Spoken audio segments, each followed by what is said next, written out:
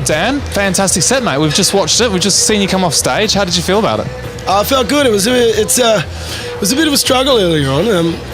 With those big stages and those big crowds, you know what I mean? Unless everyone's just like roaring, it can seem a bit kind of a little bit flat, you know what I mean? And it was you just work and you just keep working and you just keep trying to just do your thing. And you looked very comfortable on stage. Where do you think you get this ease in front of the audience from? I think it's probably a few things. I think the main thing is I get to escape my kind of myself. I don't feel self-conscious because I don't feel like myself. You know what I mean? When I'm up there, it's like a retreat. You know what I mean? And it's like being able to pretend to be somebody else. You know. So I think there's this shield or something. You know what I mean? And it's all me, and it's all what I'm doing, and it's my energy, and it's my spirit. You feel like you get lost in the zone. You know, you find that happy place a little bit. Yeah. Well, it just happens. It doesn't. I don't even think about it that much. Even that much. You know what I mean? It's just. So tell me, how did you get into music then? Like you're a young fella, you got a lot of years in front of you, and how did you start to learn music? How did that happen?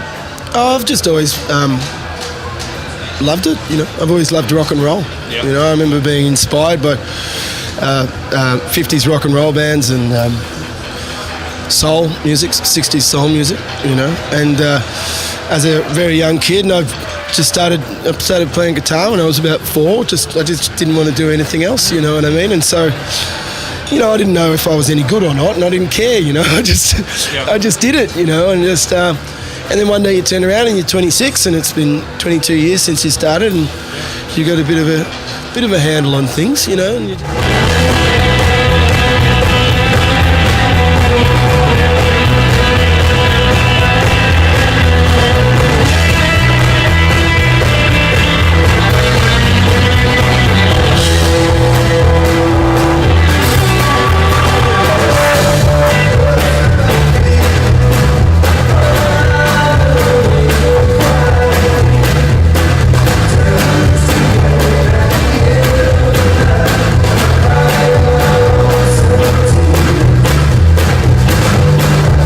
big inspirational artist that I think is doing really well at the moment is a guy called William Barton. Do you know William? No, I don't. No, he's Aboriginal didgeridooist.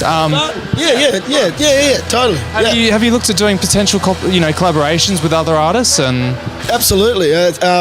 There's a man who lives in Melbourne who's an amazing didgeridoo player called Russell Smith. I'd love to one day do something with him, be it live or in the studio, or I'm not sure. And we're very close. We've known each other a long time, and he's supported me for years and years. He's not too much older than me, but a little bit older than me, and he's yeah. So what's the next step for you? Where would you like to head in the next sort of 2 to 4 years? Oh, that's a good question. I think I'd like to make more records, and I'd like to tour those records, and wouldn't mind buying a house. Something like that. It's one of those struggles, isn't it? Like when you're quite a young bloke, I'm sort of 28 myself, and you suddenly realise, well, I'm paying someone else's mortgage, and exactly. Yeah. With the whole global kind of financial meltdown that we've had in the last few years, do you think that's increased like the popularity of music and the interest in live performance? Well, I think any kind of crisis, any kind of be it natural or economic or any kind of disaster really brings people together, and one truth about people being together is music and performance and sharing that, you know what I mean? So I guess in that sense, sure.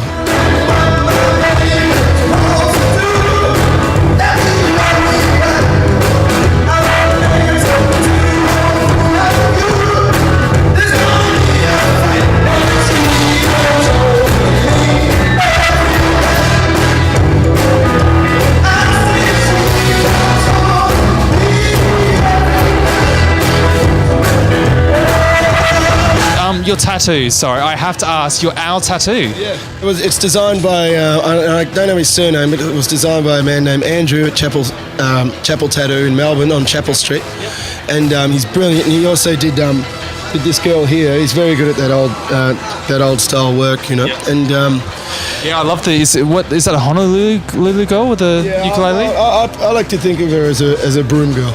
Okay. Yeah, but it could be Honolulu or it could be, Yeah, no, so fantastic. And is there anything, I mean, you're obviously Aboriginal and you're very proud of the fact. How does that influence your music? It's it's just me. You know what I mean? It's like it's my music is my music, and I'm Indigenous, and I'm an artist, and I guess I'm an Indigenous artist. But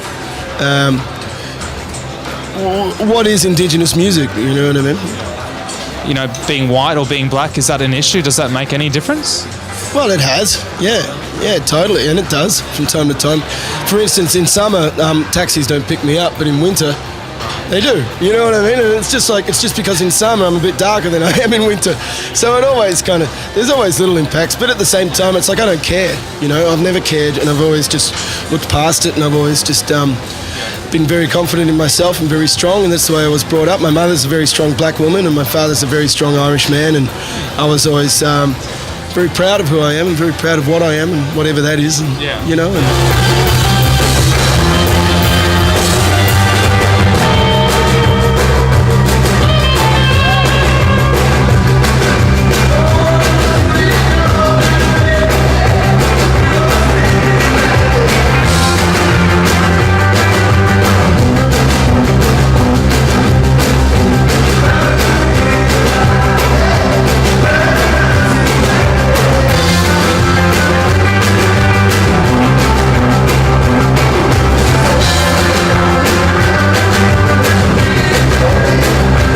So any plans to tour overseas? Like, I would love to see, you know, more of Australians' talent being exported overseas.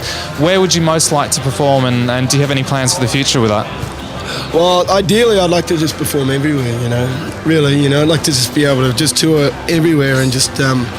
But for the moment, we're going to Shanghai in a couple of months, and we're also going to WildMad UK. Okay. We're doing a few things over there, and we're going to release this year over there in Europe, and we should be back later in the year, I think.